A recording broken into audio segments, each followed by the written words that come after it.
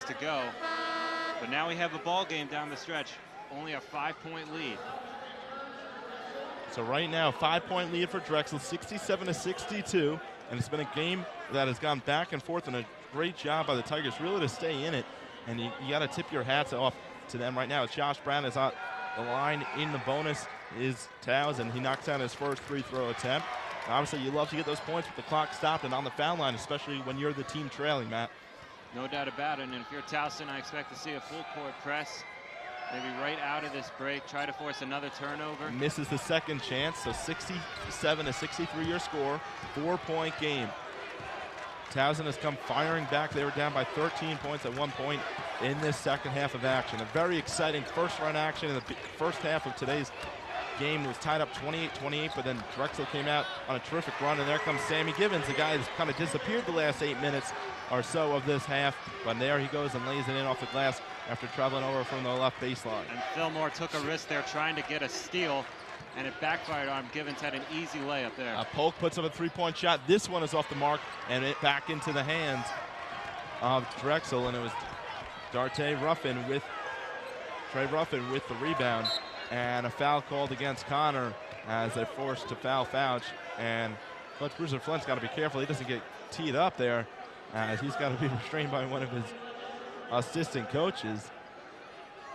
He calls over Mason Hent for instruction, but at the line shooting the 1-and-1 is Chris Fouch. Both teams now with 17 fouls in the bonus. Drexel has 3 timeouts remaining, knocks down the first one is Fouch. Towson, no timeouts remaining. 1:30 left to go in the game. 70-63 your score. Drexel over the Towson Tigers. And Towson now trying to finish the job from the free throw line. This is how you win games from the charity stripe. And that second chance is no good. And now Polk Josh Brown quickly driving down over into the front court. Not too much time left in this game. Only 1:20, and Towson is down by 7. They got to probably get in the hands of those three-point shooters, but a long jumper comes from Josh Brown from the right elbow, knocks it down, and gets this game within 5, and then they're going to foul Masonette. It's going to be Fillmore with the foul over Masonette. That is now Fillmore's 4th foul. So now Fillmore and Braxton both with 4 personal fouls in this game. Fillmore 13 points as well in this game. Braxton with 6 points. Masonette, a 60% shooter from the line so far this year.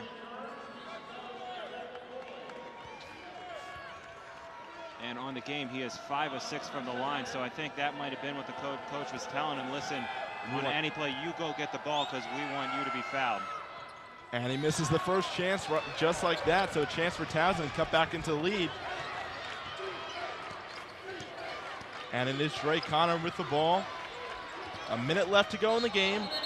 And the score, and a foul called against Towson. That's going to be against Dre Connor, an offensive foul and a bad one for the Tigers. And this one's actually going to go against Brown. He extended the elbows. They've been calling it all game. As soon as those elbows go out, the referees will make the call, as they did there. And that was an unfortunate there. Excuse me, Matt, you're correct. That was Josh Brown, my mistake.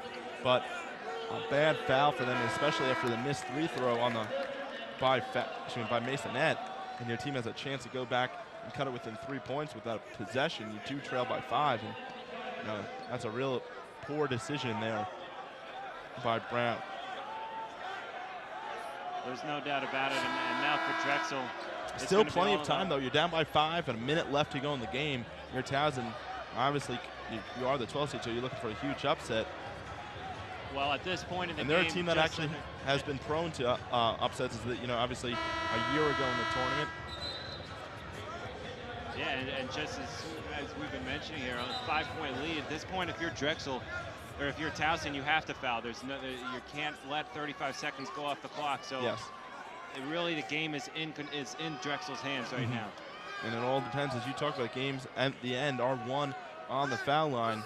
And Chris Fouch is at that foul line. He has shot 3 of 5 from the charity stripe so far in the game. And he will be shooting 2 as Towson is in the double bonus. He knocks down the first one, so now a 6-point advantage for Drexel. A huge free throw coming right now because it would make it a a three-pointer would have to be made if it was a three-possession game. And Drexel takes Sammy Givens out of the game. Really no need to have him anymore. He did his work. Only a 50% free throw shooter, so. They want to get the shooters on there as the second shot is knocked down as well there for foul. So knocks both down shots, and that scores 72-65, a 7-point lead for Drexel. And then a foul called. This one goes against Derek Thomas for Drexel, and that is their 8th, so a 1-and-1 upcoming for Towson. And if you're Coach Bruiser Flynn, you cannot be happy your team's committed a foul there, especially when you have a 7-point advantage. Not at all. And you're already in the bonus. And 52 seconds left in the game. And now he's going to have to bring back Sammy Givens in it for defensive purposes. And these are free points. Not only when we talk about free points from the line, but also they're getting points without without time running off the clock. So 8 seconds, you think about it, this is basically an exchange of free throws right here. An opportunity for Josh Brown as he makes his first one and the second one upcoming. So Towson, you expect after this make or miss either one, try to force a turnover, steal, and at the very least foul him. And he knocks down the second one as well. Towson have no more timeouts in the game, so they cannot stop the clock with the timeout.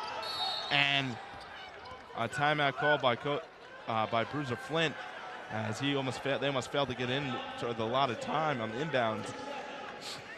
And they actually had an open man on the inbound right after Bruiser Flint called that timeout. He was not happy as Towson, really at this point in the game, you've got to expect that Drexel's going to make their free throws. So if you're Towson, you're looking for steals now. Not only fouls, you have to be accepted with just steals. So 52 seconds remaining in this game. Drexel and Towson, 72-67 your score. Kevin Collins and Matt Howard courtside here at the Richmond Coliseum. A first round action of the CAA Men's Basketball Championship presented by the Virginia 529 College Savings Plan. And Matt, one thing I look for right now is for Drexel, obviously you want to get in the hands of Mason, and that's who Coach Flint wants the ball into the hands of, his most reliable shooter. But they get it into Foucher's hands, then they get over at Ruffin, and they're going to foul him, of course.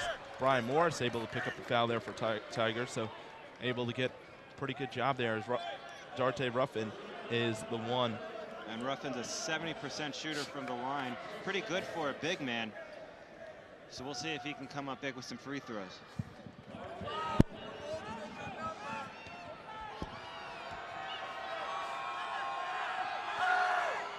And he misses the first one, so a big miss there for Ruffin.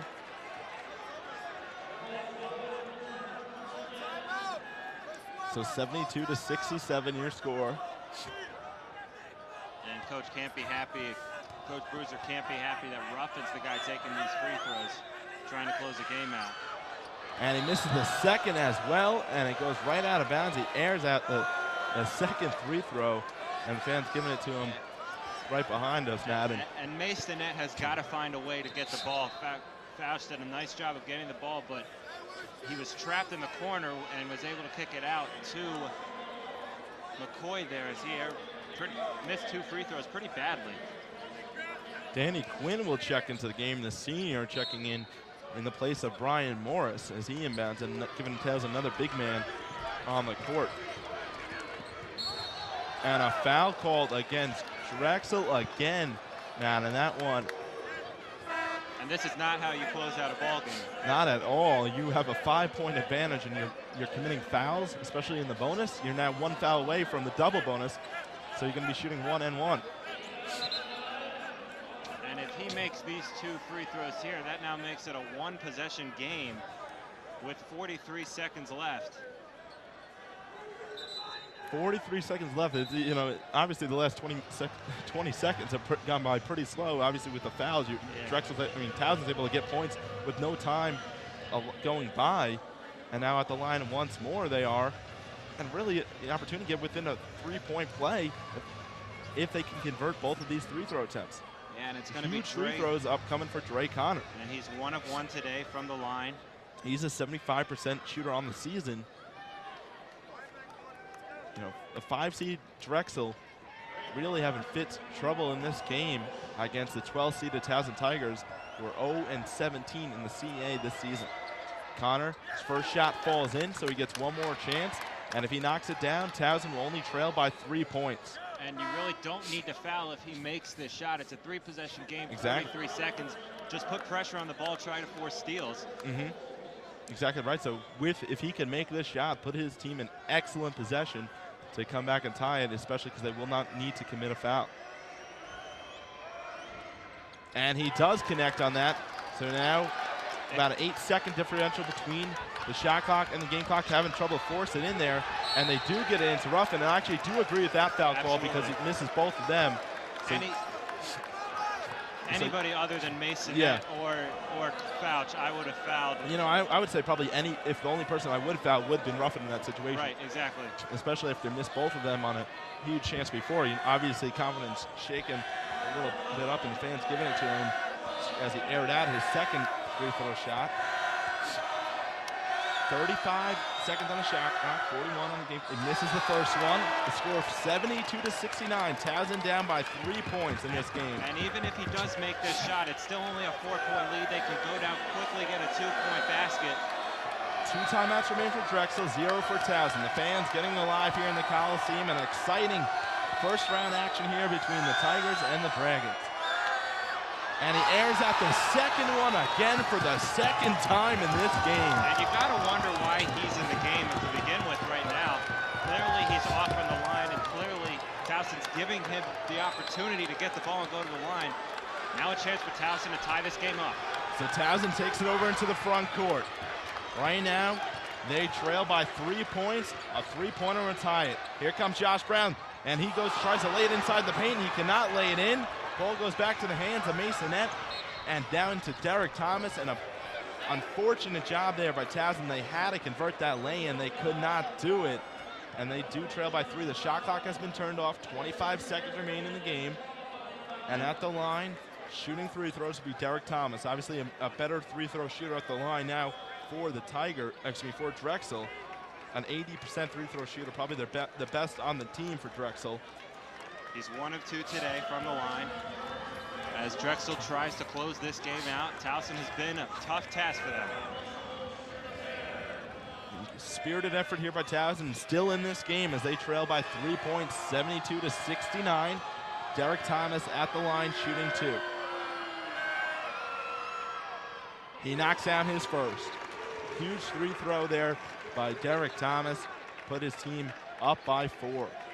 So now it becomes a 2-possession game once again, and 25 seconds left to go. Thomas's second shot. This one is off the front of the rim and into the hands of Dupree. So Towson has the ball back. It's in the hands of Polk. He's got 20 seconds. He puts up a long-range 3-pointer, airs it out into the hands of Drexel's Chris Fouch.